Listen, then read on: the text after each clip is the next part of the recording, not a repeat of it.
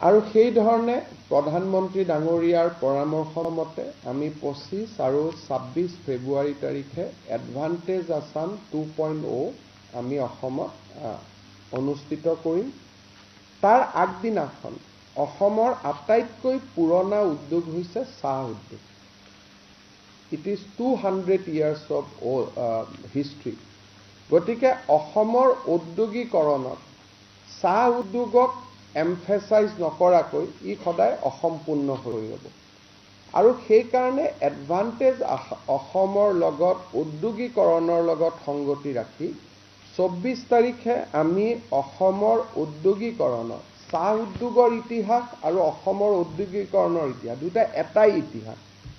যদি আমি কওঁ যে it is a 200 years of Assam tea, but this is equally 200 years of Assam industry. যে অসমৰ উদ্যোগ আৰু অসমৰ চাহ উদ্যোগ, তাৰ আগত অসমত কোনো উদ্যোগেই নাছিলে।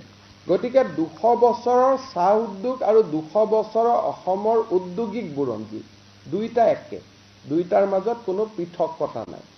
সেইকাৰণে 24 তাৰিখে ঝুমুৰ নৃত্যৰ জৰিয়তে যিসকল লোকে ভাৰতৰ বিভিন্ন স্থানৰ পৰা অসমলৈ আহি অসমত এটা উদ্যোগিকৰণৰ ডাঙৰ ইতিহাস নিৰ্মাণ কৰিছিলে, ছত্তীশগড়, ঝাৰখণ্ড, উৰিষ্যা, ভাৰতৰ বিভিন্ন ৰাজ্যৰ পৰা আহি অসমত উদ্যোগিকৰণৰ এটা বুনিয়াদ নিৰ্মাণ কৰিছিলে, তেওঁলোকৰ সাংস্কৃতিক ঐতিহ্যক আমি সন্মুখত ৰাখি 24 তাৰিখে will celebrate 200 years of tea industry as well as 200 years of industrialization of Assam.